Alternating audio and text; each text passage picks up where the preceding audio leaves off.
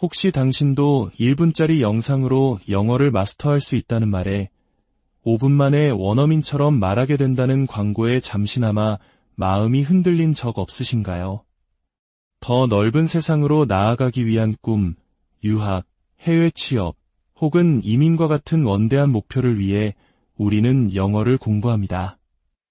하지만 넘쳐나는 정보의 홍수 속에서 우리는 종종 가장 쉽고 빠른 길만을 찾게 됩니다. 오늘 우리는 그 환상에서 벗어나 언어라는 거대한 산을 오르는 가장 정직하고 확실한 방법에 대해 이야기하고자 합니다. 짧은 영상과 자투리 시간 학습법의 함정은 무엇이며 진정한 실력 향상은 어떻게 이루어지는 것일까요? 한평생 영어를 공부하며 온몸으로 체득한 경험을 바탕으로 그 길고도 보람있는 여정을 여러분과 함께 나누려 합니다. 이제 꼼수를 이기는 꾸준함의 힘에 대한 이야기를 시작합니다. 저는 중학생 시절부터 영어 공부에 유독 많은 시간을 쏟았습니다. 당시 저희 동네에 외국어 고등학교가 새로 생겼고 대한민국 사회에 불어닥친 특목고 열풍 속에서 저 또한 그 대열에 합류하고 싶다는 꿈을 가졌습니다. 그 꿈을 이루기 위해 토플을 공부했고 서울대학교에서 개발한 시험인 탭스에도 매달렸습니다. 물론 한국인이라면 누구나 거쳐가는 관문인 토익 공부도 빼놓지 않았습니다.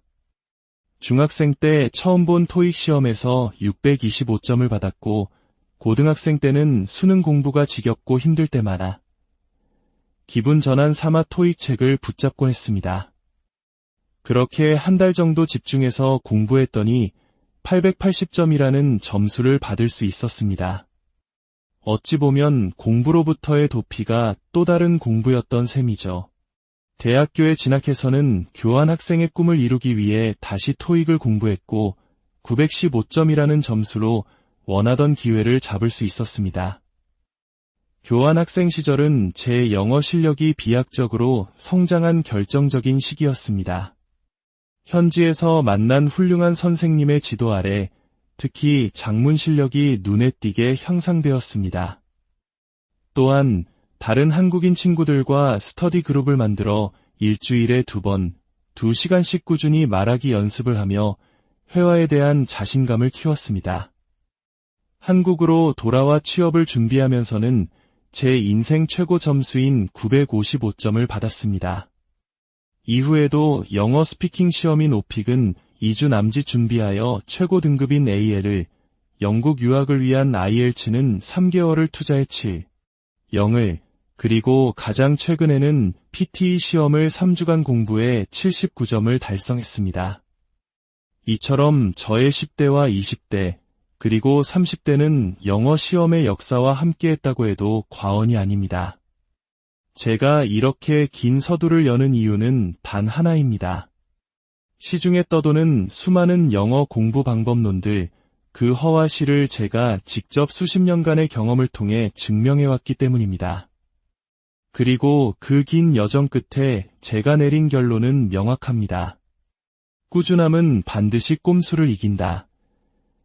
요즘 우리는 영어 공부 애플리케이션, 10분짜리 짧은 인터넷 강의, 그리고 쇼츠나 릴스 같은 숏폼 콘텐츠의 시대에 살고 있습니다.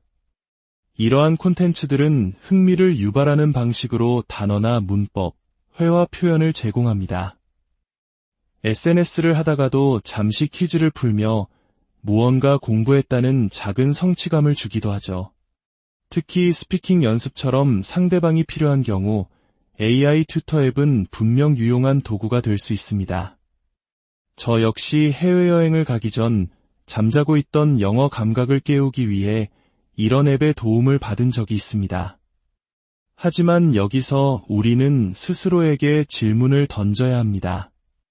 그 화려한 콘텐츠를 만드는 영어 전문가들은 과연 그들이 가르치는 방식으로 영어를 마스터했을까요? 단기적이고 피상적인 공부법이 여러분의 큰 꿈을 이루는데 결코 도움이 될 수 없는 이유는 명확합니다. 첫째, 절대적인 학습량이 부족합니다. 우리가 학창시절 1시간 수업이 보통 40분에서 50분이었던 것을 기억하실 겁니다.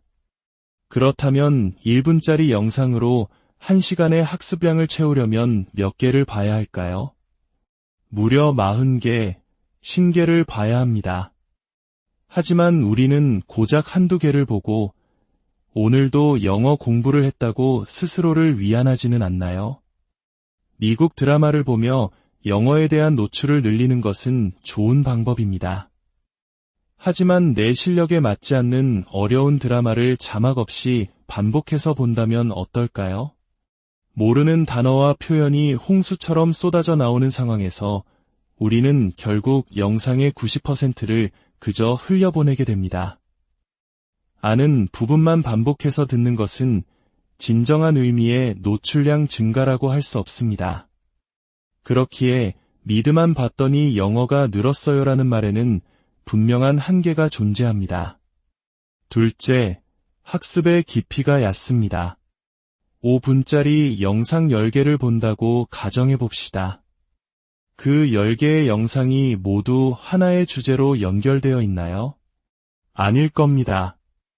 각각의 영상은 서로 다른 상황의 단편적인 표현만을 다룹니다.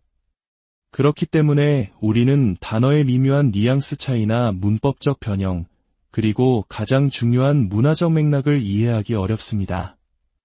예를 들어 바가지를 썼다는 표현으로 대츠 A 리프 오프를 배웠다고 합시다. 이 표현 하나를 안다고 해서 비슷한 상황에서 이츠 A 스캠이라거나 I was overcharged와 같은 다른 표현들을 자유자재로 구사할 수 있을까요? 단편적인 지식은 머릿속에 흩어져 쌓일 뿐 유기적으로 연결된 실력의 체계를 만들어주지 못합니다. 물론 해외여행에서 음식을 주문하고 쇼핑하는 정도의 간단한 회화는 가능할지도 모릅니다. 영어를 가벼운 취미로 즐기고 싶은 분들에게는 이 방법이 충분할 수도 있습니다. 하지만 더 큰 꿈을 꾸는 여러분에게는 그릇 자체를 키우는 진짜 영어 공부법이 필요합니다. 이제부터 제가 직접 효과를 본 왕도와도 같은 그 길을 안내해 드리겠습니다. 첫 번째 기둥은 압도적인 양의 단어 암기입니다. 너무나 당연한 말처럼 들리겠지만 이것이야말로 가장 중요합니다. 단어는 언어라는 집을 짓는 벽돌입니다. 벽돌이 없으면 아무리 훌륭한 설계도가 있어도 집을 지을 수 없습니다. 시중에 나와 있는 수많은 단어장 중 마음에 드는 책 한 권을 고르십시오. 그리고 자신에게 맞는 방법으로 무식하다는 생각이 들 정도로 반복해서 외워야 합니다. 단순히 눈으로만 훑고 동그라미 치는 것으로는 부족합니다. 반드시 소리내어 읽어서 그 단어의 발음을 익혀야 합니다. 내가 발음할 수 있는 단어라야 다른 사람이 말했을 때 들을 수 있습니다. 노트에 직접 써보며 철자를 손에 익혀야 합니다. 그리고 그 단어를 사용해 나만의 문장을 만들어봐야 비로소 내 것이 됩니다. 제가 학창시절에 사용했던 효과적인 방법을 하나 공유해 드리겠습니다. 먼저 스프링 노트를 가로로 놓습니다. 그리고 종이를 6칸이 되도록 접습니다. 첫 번째 칸에 외울 단어 10개에서 20개를 쭉 적습니다. 뜻은 보지 않고 영어 단어만 씁니다. 그리고 첫 번째 칸을 접어서 가린 뒤 두 번째 칸에 방금 썼던 단어들의 뜻을 기억나는 대로 적습니다. 이번에는 뜻이 적힌 두 번째 칸을 기준으로 세 번째 칸에 다시 영어 단어를 씁니다. 이 과정을 6번째 칸까지 반복하는 겁니다. 영어 단어를 보고 뜻을 떠올리는 훈련과 한국어 뜻을 보고 영어 단어를 떠올리는 훈련을 동시에 그리고 지독하게 반복하는 것입니다. 이 방법을 통해 저는 하루에 100개에서 150개의 단어를 외울 수 있었습니다. 또한 단어는 홀로 존재하지 않는다는 사실을 기억해야 합니다. 메이크는 만들다이지만 make a bed는 침대를 정리하다라는 새로운 의미를 가집니다. 이처럼 단어가 다른 단어와 만나 만들어내는 관용 표현이나 연어를 함께 익힌다면 여러분의 영어는 훨씬 더 풍부하고 자연스러워질 것입니다. 두 번째 기둥은 기초 문법이라는 설계도 세우기입니다. 많은 분들이 문법이라는 말만 들어도 머리가 아프다고 하지만 문법은 언어의 뼈대이자 설계도입니다. 설계도 없이 벽돌만 쌓아 올린 집은 금세 무너지고 맙니다. 물론 분사구문의 도치 같은 복잡하고 어려운 문법까지 파고들라는 의미는 아닙니다. 영어의 가장 기본적인 구조와 규칙을 설명하는 기초 문법책 딱 한 권만 정해서 2번, 3번 반복해서 보시길 바랍니다. 규칙을 암기하는 데서 그치지 않고 그 규칙을 활용해 직접 문장을 만들어보는 연습이 중요합니다. 책에 나온 예문들을 곱씹어보며 내 것으로 만드는 과정을 거쳐야 합니다. 요즘은 EBS나 여러 온라인 교육 플랫폼에 훌륭한 무료 강의들이 많으니 책이 어렵게 느껴진다면 이런 강의들을 활용하는 것도 좋은 방법입니다. 탄탄한 문법 기초는 여러분이 앞으로 마주할 수많은 문장을 정확하게 읽고 쓰고 말할 수 있는 자신감의 원천이 될 것입니다. 세 번째 기둥은 한 권을 끝까지 끝내는 완주 경험입니다. 이것은 어쩌면 가장 중요할지도 모릅니다. 이 책이 나한테 맞을까? 저 책이 더 좋다던데 이런 고민으로 시간을 낭비하지 마십시오. 서점에 가서 직접 훑어보고 마음에 드는 책, 어떤 책이든 괜찮으니 딱 한 권을 골라 일단 시작하십시오. 그리고 끝을 보십시오. 우리의 책장에는 첫 번째, 두 번째 단원만 깨끗하게 풀려있는 책들이 너무나도 많습니다. 하지만 한 권의 책을 끝까지 완주했을 때 우리는 비로소 그 책의 진정한 가치를 알게 되고 그 과정을 통해 우리의 실력은 눈에 띄게 성장합니다. 인강도 마찬가지입니다. 수십 개의 강의를 맛보기로 듣는 것보다 강사가 구성해 놓은 하나의 전체 재생 목록을 처음부터 끝까지 완주하는 경험이 훨씬 더 중요합니다. 오늘부터 책장에 잠자고 있던 책의 세 번째 단원을 멈춰있던 강의의 다음 편을 시작해 보십시오. 그렇다면 어떤 교재로 시작하는 것이 좋을까요? 시험별로 간단히 추천해 드리겠습니다. IELTS를 준비하신다면 다른 고민 없이 캠브리지에서 출판하는 공식 기출문제집 시리즈를 푸는 것이 가장 좋습니다. 무작정 책을 사기보다는 먼저 구글에서 관련 자료를 검색해보고 자신에게 종이책이 꼭 필요한지 판단한 후에 구매하는 것을 추천합니다. 토익은 해커스나 YBM 등 좋은 출판사의 책들이 많습니다. 어떤 것을 선택해도 괜찮지만 처음 시작하는 분이라면 파트별로 나뉜 두꺼운 책보다는 LC와 RC가 한 권으로 통합된 기본서로 시작하는 것이 좋습니다. 책의 두께에 압도되어 시작도 전에 포기하는 일을 막기 위함입니다. 만약 자신의 실력을 가늠해보고 싶다면 모의고사 문제집을 한 세트 사서 실제 시험처럼 시간을 재고 풀어보는 것도 좋은 방법입니다. 600점 이하라면 기초 단어와 문법부터 다시 다져야 하고 7대 80영점 이상이라면 다양한 기출문제를 풀며 실전 감각을 익히는 것이 효과적입니다. PTE는 한국에 교재가 많지 않은 시험이라 유튜브나 블로그에 잘 정리된 유형 분석 자료를 먼저 학습하는 것이 중요합니다. 시험의 유형을 완벽히 이해한 후에 AFU니와 같은 기출문제 풀이 어플을 활용해 중요도가 높은 문제들을 반복적으로 푸는 것이 가장 효율적인 방법입니다. 어떤 시험을 준비하든 가장 중요한 것은 오답 노트입니다. 맞힌 문제는 잊어버려도 좋습니다. 하지만 틀린 문제는 왜 틀렸는지, 어떤 개념을 헷갈렸는지 반드시 자신만의 방법으로 정리하고 넘어가야 합니다. 그 오답들이야말로 여러분의 약점을 보완하고 실력을 한 단계 올려줄 가장 소중한 자산입니다. 마지막으로 이 긴 여정을 걷고 있는 여러분께 꼭 드리고 싶은 말이 있습니다. 절대로 조급해하지 마십시오.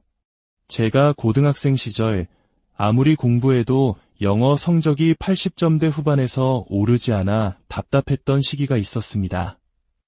당시 존경하던 영어 선생님께 찾아가 고민을 털어놓았을 때 선생님께서는 이런 말씀을 해주셨습니다. 영어 실력은 대각선으로 꾸준히 오르는 게 아니란다. 실력은 계단식으로 오르는 거야. 아무리 노력해도 실력이 정체된 것처럼 느껴지는 평평한 구간이 있습니다. 많은 사람들이 이 구간을 견디지 못하고 포기합니다. 하지만 그 시간 동안 여러분의 노력은 사라지는 것이 아니라 보이지 않는 곳에 차곡차곡 쌓이고 있습니다. 그리고 그 내공이 임계점에 도달했을 때 어느 순간 실력이 한 계단 점프하는 경이로운 순간을 맞이하게 될 것입니다. 그러니 지금 당장 성과가 보이지 않는다고 해서 낙담하지 마십시오. 꾸준함을 잃지 말고 묵묵히 여러분의 길을 걸어가십시오. 의자에 엉덩이를 붙이고 인내심을 가지고 한 페이지를 더, 한 단어를 더 공부해 보세요. 그 계단의 끝에는 여러분이 원하는 목표가 분명히 기다리고 있을 겁니다. 오늘 제가 말씀드린 방법들은 어쩌면 지루하고 오래 걸리는 것처럼 느껴질 수 있습니다.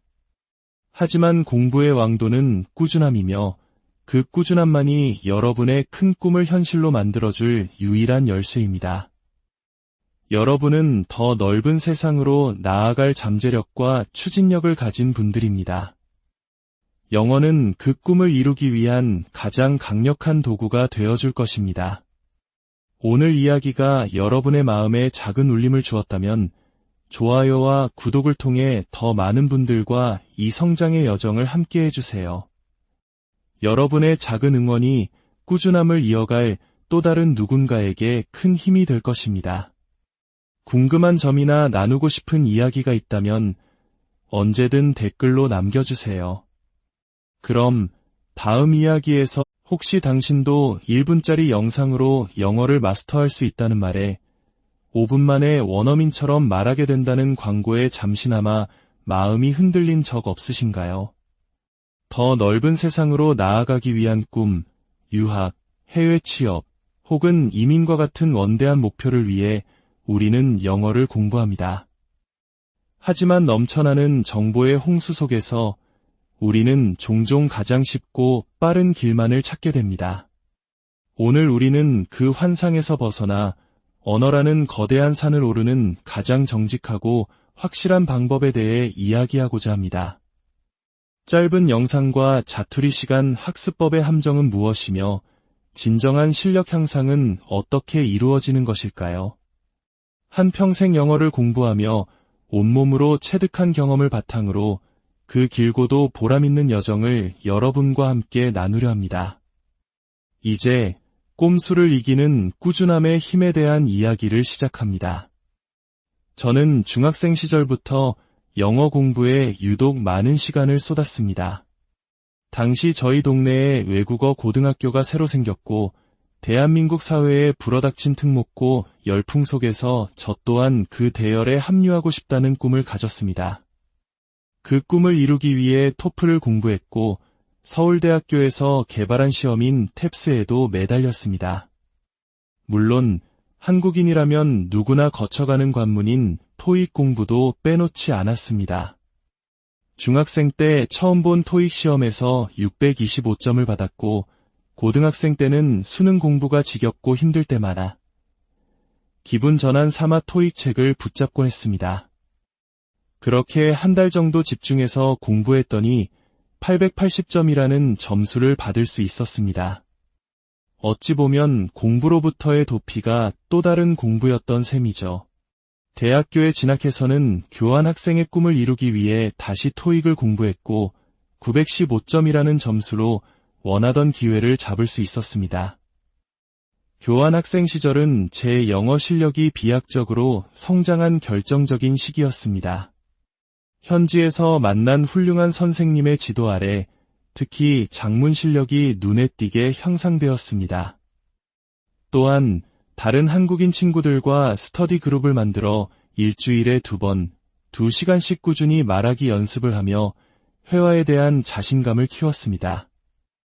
한국으로 돌아와 취업을 준비하면서는 제 인생 최고 점수인 955점을 받았습니다. 이후에도 영어 스피킹 시험인 오픽은 2주 남짓 준비하여 최고 등급인 AL을, 영국 유학을 위한 IELTS는 3개월을 투자해 7, 0을, 그리고 가장 최근에는 PTE 시험을 3주간 공부해 79점을 달성했습니다. 이처럼 저의 10대와 20대, 그리고 30대는 영어 시험의 역사와 함께했다고 해도 과언이 아닙니다. 제가 이렇게 긴 서두를 여는 이유는 단 하나입니다. 시중에 떠도는 수많은 영어 공부 방법론들, 그 허와 실을 제가 직접 수십 년간의 경험을 통해 증명해왔기 때문입니다. 그리고 그 긴 여정 끝에 제가 내린 결론은 명확합니다. 꾸준함은 반드시 꼼수를 이긴다. 요즘 우리는 영어 공부 애플리케이션, 10분짜리 짧은 인터넷 강의, 그리고 쇼츠나 릴스 같은 숏폼 콘텐츠의 시대에 살고 있습니다. 이러한 콘텐츠들은 흥미를 유발하는 방식으로 단어나 문법, 회화 표현을 제공합니다. SNS를 하다가도 잠시 퀴즈를 풀며 무언가 공부했다는 작은 성취감을 주기도 하죠. 특히 스피킹 연습처럼 상대방이 필요한 경우 AI 튜터 앱은 분명 유용한 도구가 될 수 있습니다. 저 역시 해외여행을 가기 전 잠자고 있던 영어 감각을 깨우기 위해 이런 앱의 도움을 받은 적이 있습니다. 하지만 여기서 우리는 스스로에게 질문을 던져야 합니다. 그 화려한 콘텐츠를 만드는 영어 전문가들은 과연 그들이 가르치는 방식으로 영어를 마스터했을까요? 단기적이고 피상적인 공부법이 여러분의 큰 꿈을 이루는데 결코 도움이 될 수 없는 이유는 명확합니다. 첫째, 절대적인 학습량이 부족합니다. 우리가 학창시절 1시간 수업이 보통 40분에서 50분이었던 것을 기억하실 겁니다. 그렇다면 1분짜리 영상으로 1시간의 학습량을 채우려면 몇 개를 봐야 할까요? 무려 40개, 50개를 봐야 합니다. 하지만 우리는 고작 한두 개를 보고 오늘도 영어 공부를 했다고 스스로를 위안하지는 않나요? 미국 드라마를 보며 영어에 대한 노출을 늘리는 것은 좋은 방법입니다. 하지만 내 실력에 맞지 않는 어려운 드라마를 자막 없이 반복해서 본다면 어떨까요? 모르는 단어와 표현이 홍수처럼 쏟아져 나오는 상황에서 우리는 결국 영상의 90%를 그저 흘려보내게 됩니다. 아는 부분만 반복해서 듣는 것은 진정한 의미의 노출량 증가라고 할 수 없습니다. 그렇기에 미드만 봤더니 영어가 늘었어요라는 말에는 분명한 한계가 존재합니다. 둘째, 학습의 깊이가 얕습니다. 5분짜리 영상 10개를 본다고 가정해 봅시다. 그 10개의 영상이 모두 하나의 주제로 연결되어 있나요? 아닐 겁니다. 각각의 영상은 서로 다른 상황의 단편적인 표현만을 다룹니다. 그렇기 때문에 우리는 단어의 미묘한 뉘앙스 차이나 문법적 변형, 그리고 가장 중요한 문화적 맥락을 이해하기 어렵습니다. 예를 들어 바가지를 썼다는 표현으로 대치 A 리프 오프를 배웠다고 합시다. 이 표현 하나를 안다고 해서 비슷한 상황에서 이츠 A 스캠이라거나 I was overcharged와 같은 다른 표현들을 자유자재로 구사할 수 있을까요? 단편적인 지식은 머릿속에 흩어져 쌓일 뿐 유기적으로 연결된 실력의 체계를 만들어주지 못합니다. 물론 해외여행에서 음식을 주문하고 쇼핑하는 정도의 간단한 회화는 가능할지도 모릅니다. 영어를 가벼운 취미로 즐기고 싶은 분들에게는 이 방법이 충분할 수도 있습니다. 하지만 더 큰 꿈을 꾸는 여러분에게는 그릇 자체를 키우는 진짜 영어 공부법이 필요합니다. 이제부터 제가 직접 효과를 본 왕도와도 같은 그 길을 안내해 드리겠습니다. 첫 번째 기둥은 압도적인 양의 단어 암기입니다. 너무나 당연한 말처럼 들리겠지만 이것이야말로 가장 중요합니다. 단어는 언어라는 집을 짓는 벽돌입니다. 벽돌이 없으면 아무리 훌륭한 설계도가 있어도 집을 지을 수 없습니다. 시중에 나와 있는 수많은 단어장 중 마음에 드는 책 한 권을 고르십시오.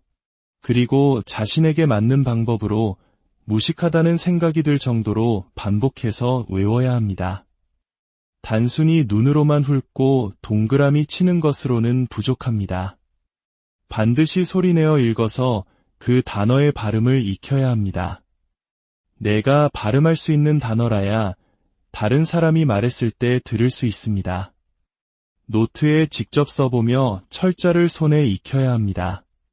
그리고 그 단어를 사용해 나만의 문장을 만들어봐야 비로소 내 것이 됩니다. 제가 학창시절에 사용했던 효과적인 방법을 하나 공유해 드리겠습니다. 먼저 스프링 노트를 가로로 놓습니다. 그리고 종이를 6칸이 되도록 접습니다. 첫 번째 칸에 외울 단어 10개에서 20개를 쭉 적습니다. 뜻은 보지 않고 영어 단어만 씁니다. 그리고 첫 번째 칸을 접어서 가린 뒤 두 번째 칸에 방금 썼던 단어들의 뜻을 기억나는 대로 적습니다. 이번에는 뜻이 적힌 두 번째 칸을 기준으로 세 번째 칸에 다시 영어 단어를 씁니다. 이 과정을 6번째 칸까지 반복하는 겁니다. 영어 단어를 보고 뜻을 떠올리는 훈련과 한국어 뜻을 보고 영어 단어를 떠올리는 훈련을 동시에 그리고 지독하게 반복하는 것입니다. 이 방법을 통해 저는 하루에 100개에서 150개의 단어를 외울 수 있었습니다. 또한 단어는 홀로 존재하지 않는다는 사실을 기억해야 합니다. 메이크는 만들다이지만 make a bed는 침대를 정리하다라는 새로운 의미를 가집니다. 이처럼 단어가 다른 단어와 만나 만들어내는 관용 표현이나 연어를 함께 익힌다면 여러분의 영어는 훨씬 더 풍부하고 자연스러워질 것입니다. 두 번째 기둥은 기초 문법이라는 설계도 세우기입니다. 많은 분들이 문법이라는 말만 들어도 머리가 아프다고 하지만 문법은 언어의 뼈대이자 설계도입니다. 설계도 없이 벽돌만 쌓아 올린 집은 금세 무너지고 맙니다. 물론 분사구문의 도치 같은 복잡하고 어려운 문법까지 파고들라는 의미는 아닙니다. 영어의 가장 기본적인 구조와 규칙을 설명하는 기초 문법책 딱 한 권만 정해서 2번, 3번 반복해서 보시길 바랍니다. 규칙을 암기하는 데서 그치지 않고 그 규칙을 활용해 직접 문장을 만들어보는 연습이 중요합니다. 책에 나온 예문들을 곱씹어보며 내 것으로 만드는 과정을 거쳐야 합니다. 요즘은 EBS나 여러 온라인 교육 플랫폼에 훌륭한 무료 강의들이 많으니 책이 어렵게 느껴진다면 이런 강의들을 활용하는 것도 좋은 방법입니다. 탄탄한 문법 기초는 여러분이 앞으로 마주할 수많은 문장을 정확하게 읽고 쓰고 말할 수 있는 자신감의 원천이 될 것입니다. 세 번째 기둥은 한 권을 끝까지 끝내는 완주 경험입니다. 이것은 어쩌면 가장 중요할지도 모릅니다. 이 책이 나한테 맞을까? 저 책이 더 좋다던데 이런 고민으로 시간을 낭비하지 마십시오. 서점에 가서 직접 훑어보고 마음에 드는 책, 어떤 책이든 괜찮으니 딱 한 권을 골라 일단 시작하십시오. 그리고 끝을 보십시오. 우리의 책장에는 첫 번째, 두 번째 단원만 깨끗하게 풀려있는 책들이 너무나도 많습니다. 하지만 한 권의 책을 끝까지 완주했을 때 우리는 비로소 그 책의 진정한 가치를 알게 되고 그 과정을 통해 우리의 실력은 눈에 띄게 성장합니다. 인강도 마찬가지입니다. 수십 개의 강의를 맛보기로 듣는 것보다 강사가 구성해 놓은 하나의 전체 재생 목록을 처음부터 끝까지 완주하는 경험이 훨씬 더 중요합니다. 오늘부터 책장에 잠자고 있던 책의 세 번째 단원을 멈춰있던 강의의 다음 편을 시작해 보십시오. 그렇다면 어떤 교재로 시작하는 것이 좋을까요? 시험별로 간단히 추천해 드리겠습니다. IELTS를 준비하신다면 다른 고민 없이 캠브리지에서 출판하는 공식 기출문제집 시리즈를 푸는 것이 가장 좋습니다. 무작정 책을 사기보다는 먼저 구글에서 관련 자료를 검색해보고 자신에게 종이책이 꼭 필요한지 판단한 후에 구매하는 것을 추천합니다. 토익은 해커스나 YBM 등 좋은 출판사의 책들이 많습니다. 어떤 것을 선택해도 괜찮지만 처음 시작하는 분이라면 파트별로 나뉜 두꺼운 책보다는 LC와 RC가 한 권으로 통합된 기본서로 시작하는 것이 좋습니다. 책의 두께에 압도되어 시작도 전에 포기하는 일을 막기 위함입니다. 만약 자신의 실력을 가늠해보고 싶다면 모의고사 문제집을 한 세트 사서 실제 시험처럼 시간을 재고 풀어보는 것도 좋은 방법입니다. 600점 이하라면 기초 단어와 문법부터 다시 다져야 하고 7대 80영점 이상이라면 다양한 기출문제를 풀며 실전 감각을 익히는 것이 효과적입니다. PTE는 한국에 교재가 많지 않은 시험이라 유튜브나 블로그에 잘 정리된 유형 분석 자료를 먼저 학습하는 것이 중요합니다. 시험의 유형을 완벽히 이해한 후에 AFU니와 같은 기출문제 풀이 어플을 활용해 중요도가 높은 문제들을 반복적으로 푸는 것이 가장 효율적인 방법입니다. 어떤 시험을 준비하든 가장 중요한 것은 오답 노트입니다. 맞힌 문제는 잊어버려도 좋습니다. 하지만 틀린 문제는 왜 틀렸는지, 어떤 개념을 헷갈렸는지 반드시 자신만의 방법으로 정리하고 넘어가야 합니다. 그 오답들이야말로 여러분의 약점을 보완하고 실력을 한 단계 올려줄 가장 소중한 자산입니다. 마지막으로 이 긴 여정을 걷고 있는 여러분께 꼭 드리고 싶은 말이 있습니다. 절대로 조급해하지 마십시오. 제가 고등학생 시절 아무리 공부해도 영어 성적이 80점대 후반에서 오르지 않아 답답했던 시기가 있었습니다. 당시 존경하던 영어 선생님께 찾아가 고민을 털어놓았을 때 선생님께서는 이런 말씀을 해주셨습니다. 영어 실력은 대각선으로 꾸준히 오르는 게 아니란다. 실력은 계단식으로 오르는 거야. 아무리 노력해도 실력이 정체된 것처럼 느껴지는 평평한 구간이 있습니다. 많은 사람들이 이 구간을 견디지 못하고 포기합니다. 하지만 그 시간 동안 여러분의 노력은 사라지는 것이 아니라 보이지 않는 곳에 차곡차곡 쌓이고 있습니다. 그리고 그 내공이 임계점에 도달했을 때 어느 순간 실력이 한 계단 점프하는 경이로운 순간을 맞이하게 될 것입니다. 그러니 지금 당장 성과가 보이지 않는다고 해서 낙담하지 마십시오. 꾸준함을 잃지 말고 묵묵히 여러분의 길을 걸어가십시오. 의자에 엉덩이를 붙이고 인내심을 가지고 한 페이지를 더, 한 단어를 더 공부해보세요. 그 계단의 끝에는 여러분이 원하는 목표가 분명히 기다리고 있을 겁니다. 오늘 제가 말씀드린 방법들은 어쩌면 지루하고 오래 걸리는 것처럼 느껴질 수 있습니다. 하지만 공부의 왕도는 꾸준함이며 그 꾸준함만이 여러분의 큰 꿈을 현실로 만들어줄 유일한 열쇠입니다. 여러분은 더 넓은 세상으로 나아갈 잠재력과 추진력을 가진 분들입니다. 영어는 그 꿈을 이루기 위한 가장 강력한 도구가 되어줄 것입니다. 오늘 이야기가 여러분의 마음에 작은 울림을 주었다면 좋아요와 구독을 통해 더 많은 분들과 이 성장의 여정을 함께 해주세요. 여러분의 작은 응원이 꾸준함을 이어갈 또 다른 누군가에게 큰 힘이 될 것입니다. 궁금한 점이나 나누고 싶은 이야기가 있다면 언제든 댓글로 남겨주세요. 그럼 다음 이야기에서 혹시 당신도 1분짜리 영상으로 영어를 마스터할 수 있다는 말에 5분 만에 원어민처럼 말하게 된다는 광고에 잠시나마 마음이 흔들린 적 없으신가요? 더 넓은 세상으로 나아가기 위한 꿈, 유학, 해외 취업, 혹은 이민과 같은 원대한 목표를 위해 우리는 영어를 공부합니다. 하지만 넘쳐나는 정보의 홍수 속에서 우리는 종종 가장 쉽고 빠른 길만을 찾게 됩니다. 오늘 우리는 그 환상에서 벗어나 언어라는 거대한 산을 오르는 가장 정직하고 확실한 방법에 대해 이야기하고자 합니다. 짧은 영상과 자투리 시간 학습법의 함정은 무엇이며 진정한 실력 향상은 어떻게 이루어지는 것일까요?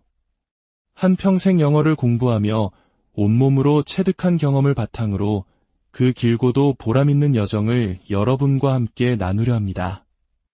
이제 꼼수를 이기는 꾸준함의 힘에 대한 이야기를 시작합니다. 저는 중학생 시절부터 영어 공부에 유독 많은 시간을 쏟았습니다. 당시 저희 동네에 외국어 고등학교가 새로 생겼고 대한민국 사회에 불어닥친 특목고 열풍 속에서 저 또한 그 대열에 합류하고 싶다는 꿈을 가졌습니다. 그 꿈을 이루기 위해 토플을 공부했고 서울대학교에서 개발한 시험인 탭스에도 매달렸습니다. 물론 한국인이라면 누구나 거쳐가는 관문인 토익 공부도 빼놓지 않았습니다. 중학생 때 처음 본 토익 시험에서 625점을 받았고 고등학생 때는 수능 공부가 지겹고 힘들 때마다 기분 전환 삼아 토익 책을 붙잡곤 했습니다. 그렇게 한 달 정도 집중해서 공부했더니 880점이라는 점수를 받을 수 있었습니다. 어찌 보면 공부로부터의 도피가 또 다른 공부였던 셈이죠. 대학교에 진학해서는 교환학생의 꿈을 이루기 위해 다시 토익을 공부했고 915점이라는 점수로 원하던 기회를 잡을 수 있었습니다. 교환학생 시절은 제 영어 실력이 비약적으로 성장한 결정적인 시기였습니다. 현지에서 만난 훌륭한 선생님의 지도 아래 특히 장문 실력이 눈에 띄게 향상되었습니다. 또한 다른 한국인 친구들과 스터디 그룹을 만들어 일주일에 2번, 2시간씩 꾸준히 말하기 연습을 하며 회화에 대한 자신감을 키웠습니다. 한국으로 돌아와 취업을 준비하면서는 제 인생 최고 점수인 955점을 받았습니다. 이후에도 영어 스피킹 시험인 오픽은 2주 남짓 준비하여 최고 등급인 AL을, 영국 유학을 위한 IELTS는 3개월을 투자해 7, 0을, 그리고 가장 최근에는 PTE 시험을 3주간 공부해 79점을 달성했습니다. 이처럼 저의 10대와 20대, 그리고 30대는 영어 시험의 역사와 함께했다고 해도 과언이 아닙니다. 제가 이렇게 긴 서두를 여는 이유는 단 하나입니다. 시중에 떠도는 수많은 영어 공부 방법론들, 그 허와 실을 제가 직접 수십 년간의 경험을 통해 증명해왔기 때문입니다. 그리고 그 긴 여정 끝에 제가 내린 결론은 명확합니다. 꾸준함은 반드시 꼼수를 이긴다. 요즘 우리는 영어 공부 애플리케이션, 10분짜리 짧은 인터넷 강의, 그리고 쇼츠나 릴스 같은 숏폼 콘텐츠의 시대에 살고 있습니다. 이러한 콘텐츠들은 흥미를 유발하는 방식으로 단어나 문법, 회화 표현을 제공합니다. SNS를 하다가도 잠시 퀴즈를 풀며 무언가 공부했다는 작은 성취감을 주기도 하죠. 특히 스피킹 연습처럼 상대방이 필요한 경우 AI 튜터 앱은 분명 유용한 도구가 될 수 있습니다.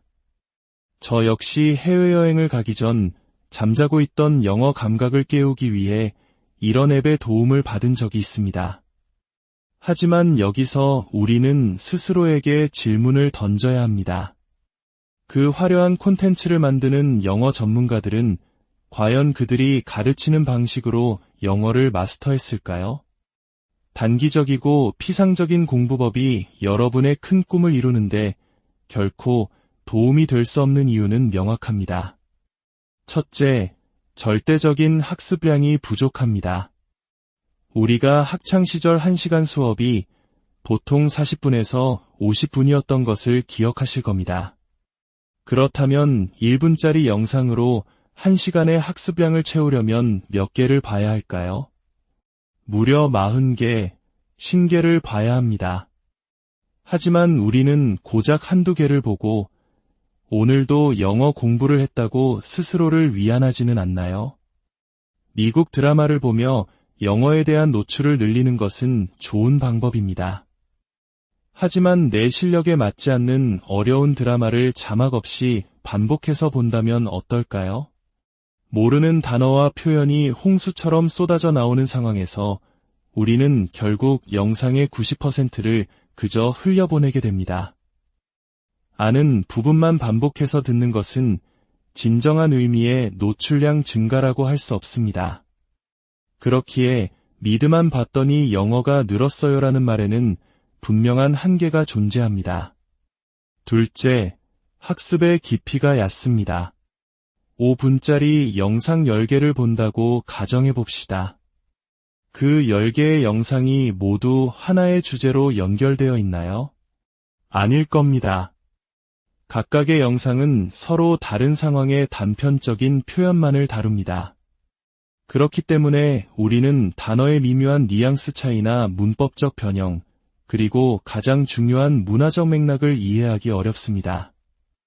예를 들어 바가지를 썼다는 표현으로 대치의 리프오프를 배웠다고 합시다.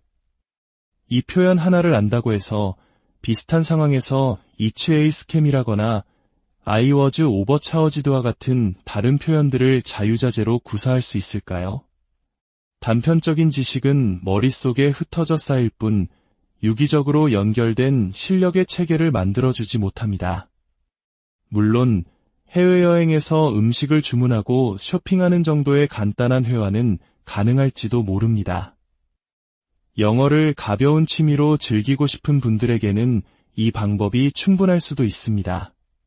하지만 더 큰 꿈을 꾸는 여러분에게는 그릇 자체를 키우는 진짜 영어 공부법이 필요합니다. 이제부터 제가 직접 효과를 본 왕도와도 같은 그 길을 안내해 드리겠습니다. 첫 번째 기둥은 압도적인 양의 단어 암기입니다. 너무나 당연한 말처럼 들리겠지만 이것이야말로 가장 중요합니다. 단어는 언어라는 집을 짓는 벽돌입니다. 벽돌이 없으면 아무리 훌륭한 설계도가 있어도 집을 지을 수 없습니다. 시중에 나와 있는 수많은 단어장 중 마음에 드는 책 한 권을 고르십시오. 그리고 자신에게 맞는 방법으로 무식하다는 생각이 들 정도로 반복해서 외워야 합니다. 단순히 눈으로만 훑고 동그라미 치는 것으로는 부족합니다. 반드시 소리내어 읽어서 그 단어의 발음을 익혀야 합니다. 내가 발음할 수 있는 단어라야 다른 사람이 말했을 때 들을 수 있습니다. 노트에 직접 써보며 철자를 손에 익혀야 합니다. 그리고 그 단어를 사용해 나만의 문장을 만들어봐야 비로소 내 것이 됩니다. 제가 학창시절에 사용했던 효과적인 방법을 하나 공유해 드리겠습니다.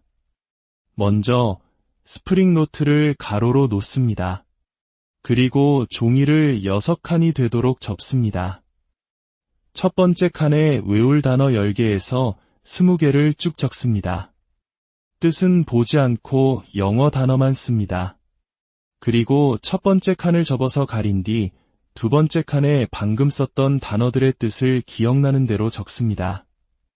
이번에는 뜻이 적힌 두 번째 칸을 기준으로 세 번째 칸에 다시 영어 단어를 씁니다.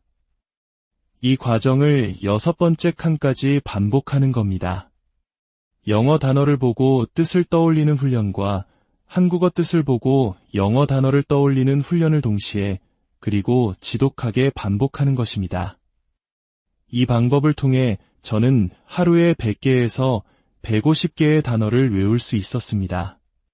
또한 단어는 홀로 존재하지 않는다는 사실을 기억해야 합니다. 메이크는 만들다이지만 make a bed는 침대를 정리하다라는 새로운 의미를 가집니다. 이처럼 단어가 다른 단어와 만나 만들어내는 관용 표현이나 연어를 함께 익힌다면 여러분의 영어는 훨씬 더 풍부하고 자연스러워질 것입니다. 두 번째 기둥은 기초 문법이라는 설계도 세우기입니다. 많은 분들이 문법이라는 말만 들어도 머리가 아프다고 하지만 문법은 언어의 뼈대이자 설계도입니다. 설계도 없이 벽돌만 쌓아 올린 집은 금세 무너지고 맙니다. 물론 분사구문의 도치 같은 복잡하고 어려운 문법까지 파고들라는 의미는 아닙니다. 영어의 가장 기본적인 구조와 규칙을 설명하는 기초 문법책 딱 한 권만 정해서 2번, 3번 반복해서 보시길 바랍니다. 규칙을 암기하는 데서 그치지 않고 그 규칙을 활용해 직접 문장을 만들어 보는 연습이 중요합니다. 책에 나온 예문들을 곱씹어보며 내 것으로 만드는 과정을 거쳐야 합니다. 요즘은 EBS나 여러 온라인 교육 플랫폼에 훌륭한 무료 강의들이 많으니 책이 어렵게 느껴진다면 이런 강의들을 활용하는 것도 좋은 방법입니다. 탄탄한 문법 기초는 여러분이 앞으로 마주할 수많은 문장을 정확하게 읽고, 쓰고, 말할 수 있는 자신감의 원천이 될 것입니다. 세 번째 기둥은 한 권을 끝까지 끝내는 완주 경험입니다. 이것은 어쩌면 가장 중요할지도 모릅니다. 이 책이 나한테 맞을까? 저 책이 더 좋다던데, 이런 고민으로 시간을 낭비하지 마십시오. 서점에 가서 직접 훑어보고 마음에 드는 책, 어떤 책이든 괜찮으니 딱 한 권을 골라 일단 시작하십시오. 그리고 끝을 보십시오. 우리의 책장에는 첫 번째, 두 번째 단원만 깨끗하게 풀려있는 책들이 너무나도 많습니다. 하지만 한 권의 책을 끝까지 완주했을 때 우리는 비로소 그 책의 진정한 가치를 알게 되고 그 과정을 통해 우리의 실력은 눈에 띄게 성장합니다. 인강도 마찬가지입니다. 수십 개의 강의를 맛보기로 듣는 것보다 강사가 구성해 놓은 하나의 전체 재생 목록을 처음부터 끝까지 완주하는 경험이 훨씬 더 중요합니다. 오늘부터 책장에 잠자고 있던 책의 세 번째 단원을 멈춰있던 강의의 다음 편을 시작해 보십시오. 그렇다면 어떤 교재로 시작하는 것이 좋을까요? 시험별로 간단히 추천해 드리겠습니다. IELTS를 준비하신다면 다른 고민 없이 캠브리지에서 출판하는 공식 기출문제집 시리즈를 푸는 것이 가장 좋습니다. 무작정 책을 사기보다는 먼저 구글에서 관련 자료를 검색해보고 자신에게 종이책이 꼭 필요한지 판단한 후에 구매하는 것을 추천합니다. 토익은 해커스나 YBM 등 좋은 출판사의 책들이 많습니다. 어떤 것을 선택해도 괜찮지만 처음 시작하는 분이라면 파트별로 나뉜 두꺼운 책보다는 LC와 RC가 한 권으로 통합된 기본서로 시작하는 것이 좋습니다. 책의 두께에 압도되어 시작도 전에 포기하는 일을 막기 위함입니다. 만약 자신의 실력을 가늠해보고 싶다면 모의고사 문제집을 한 세트 사서 실제 시험처럼 시간을 재고 풀어보는 것도 좋은 방법입니다. 600점 이하라면 기초 단어와 문법부터 다시 다져야 하고 7대 80영점 이상이라면 다양한 기출문제를 풀며 실전 감각을 익히는 것이 효과적입니다. PTE는 한국에 교재가 많지 않은 시험이라 유튜브나 블로그에 잘 정리된 유형 분석 자료를 먼저 학습하는 것이 중요합니다. 시험의 유형을 완벽히 이해한 후에 AFU니와 같은 기출문제 풀이 어플을 활용해 중요도가 높은 문제들을 반복적으로 푸는 것이 가장 효율적인 방법입니다. 어떤 시험을 준비하든 가장 중요한 것은 오답 노트입니다. 마침 문제는 잊어버려도 좋습니다. 하지만 틀린 문제는 왜 틀렸는지, 어떤 개념을 헷갈렸는지 반드시 자신만의 방법으로 정리하고 넘어가야 합니다. 그 오답들이야말로 여러분의 약점을 보완하고 실력을 한 단계 올려줄 가장 소중한 자산입니다. 마지막으로 이 긴 여정을 걷고 있는 여러분께 꼭 드리고 싶은 말이 있습니다. 절대로 조급해하지 마십시오. 제가 고등학생 시절 아무리 공부해도 영어 성적이 80점대 후반에서 오르지 않아 답답했던 시기가 있었습니다. 당시 존경하던 영어 선생님께 찾아가 고민을 털어놓았을 때 선생님께서는 이런 말씀을 해주셨습니다. 영어 실력은 대각선으로 꾸준히 오르는 게 아니란다. 실력은 계단식으로 오르는 거야. 아무리 노력해도 실력이 정체된 것처럼 느껴지는 평평한 구간이 있습니다. 많은 사람들이 이 구간을 견디지 못하고 포기합니다. 하지만 그 시간 동안 여러분의 노력은 사라지는 것이 아니라 보이지 않는 곳에 차곡차곡 쌓이고 있습니다. 그리고 그 내공이 임계점에 도달했을 때 어느 순간 실력이 한 계단 점프하는 경이로운 순간을 맞이하게 될 것입니다. 그러니 지금 당장 성과가 보이지 않는다고 해서 낙담하지 마십시오. 꾸준함을 잃지 말고 묵묵히 여러분의 길을 걸어가십시오. 의자에 엉덩이를 붙이고 인내심을 가지고 한 페이지를 더, 한 단어를 더 공부해 보세요. 그 계단의 끝에는 여러분이 원하는 목표가 분명히 기다리고 있을 겁니다. 오늘 제가 말씀드린 방법들은 어쩌면 지루하고 오래 걸리는 것처럼 느껴질 수 있습니다. 하지만 공부의 왕도는 꾸준함이며 그 꾸준함만이 여러분의 큰 꿈을 현실로 만들어줄 유일한 열쇠입니다. 여러분은 더 넓은 세상으로 나아갈 잠재력과 추진력을 가진 분들입니다.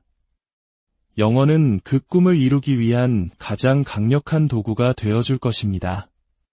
오늘 이야기가 여러분의 마음에 작은 울림을 주었다면 좋아요와 구독을 통해 더 많은 분들과 이 성장의 여정을 함께 해주세요. 여러분의 작은 응원이 꾸준함을 이어갈 또 다른 누군가에게 큰 힘이 될 것입니다.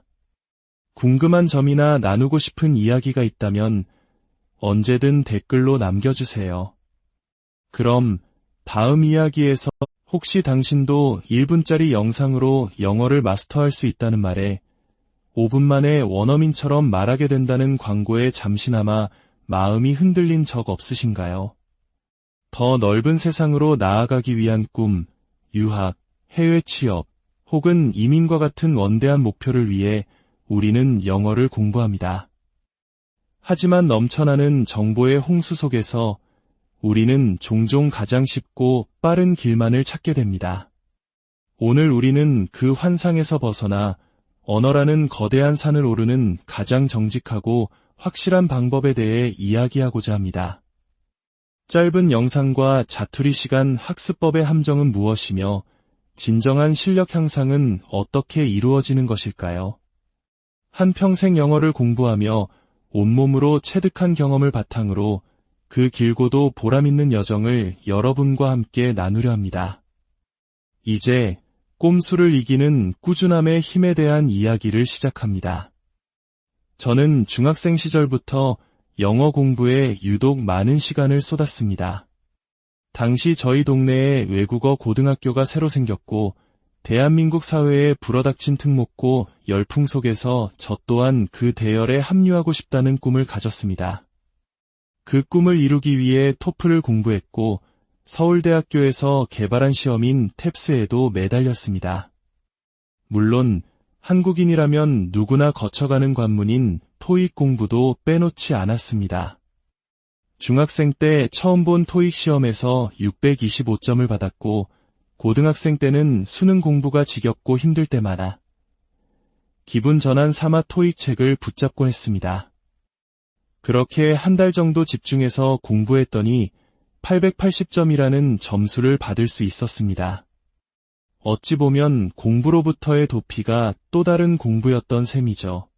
대학교에 진학해서는 교환학생의 꿈을 이루기 위해 다시 토익을 공부했고 915점이라는 점수로 원하던 기회를 잡을 수 있었습니다. 교환학생 시절은 제 영어 실력이 비약적으로 성장한 결정적인 시기였습니다.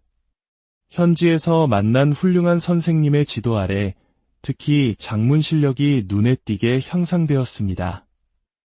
또한 다른 한국인 친구들과 스터디 그룹을 만들어 일주일에 2번, 2시간씩 꾸준히 말하기 연습을 하며 회화에 대한 자신감을 키웠습니다.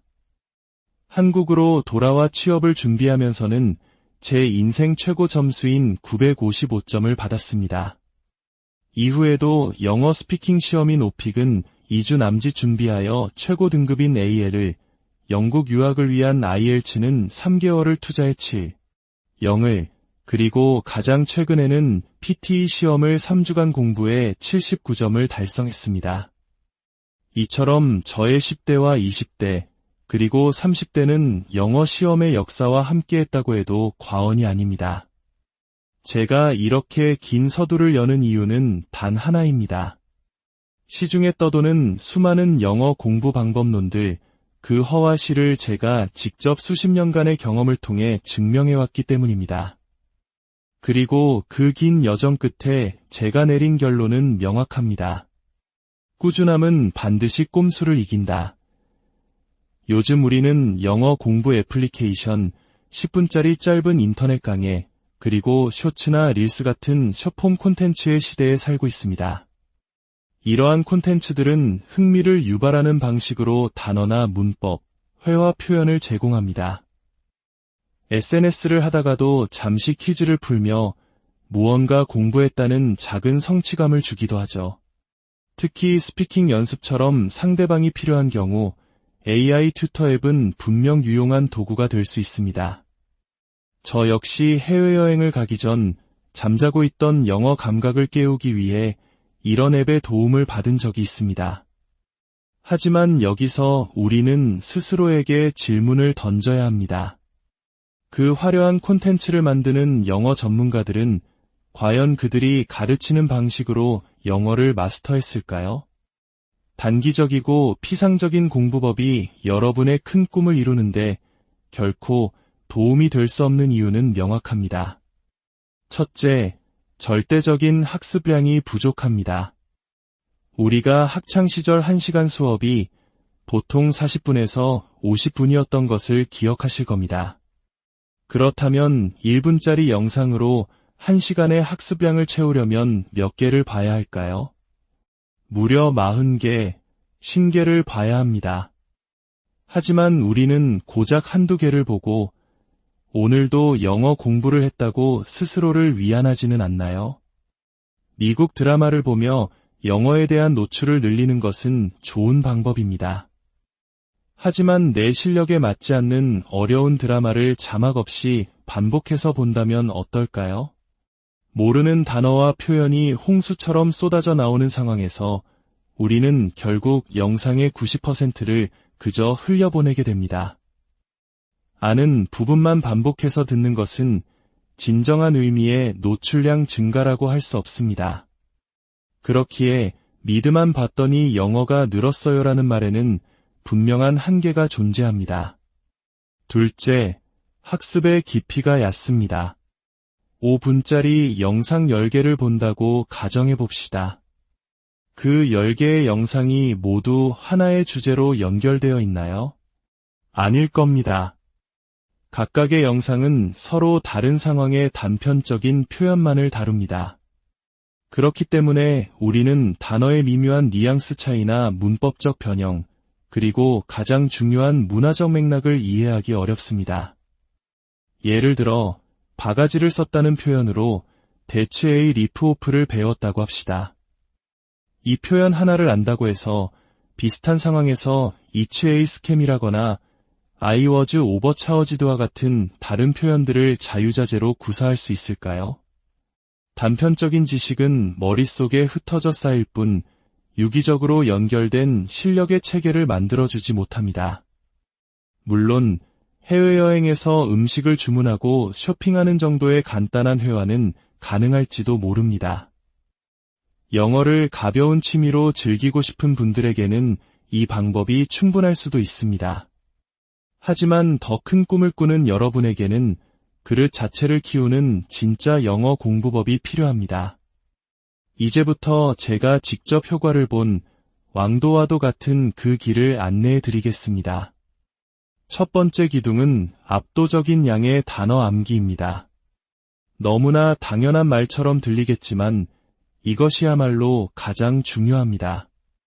단어는 언어라는 집을 짓는 벽돌입니다. 벽돌이 없으면 아무리 훌륭한 설계도가 있어도 집을 지을 수 없습니다. 시중에 나와 있는 수많은 단어장 중 마음에 드는 책 한 권을 고르십시오. 그리고 자신에게 맞는 방법으로 무식하다는 생각이 들 정도로 반복해서 외워야 합니다.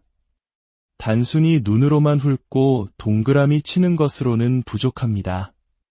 반드시 소리내어 읽어서 그 단어의 발음을 익혀야 합니다. 내가 발음할 수 있는 단어라야 다른 사람이 말했을 때 들을 수 있습니다. 노트에 직접 써보며 철자를 손에 익혀야 합니다. 그리고 그 단어를 사용해 나만의 문장을 만들어봐야 비로소 내 것이 됩니다. 제가 학창시절에 사용했던 효과적인 방법을 하나 공유해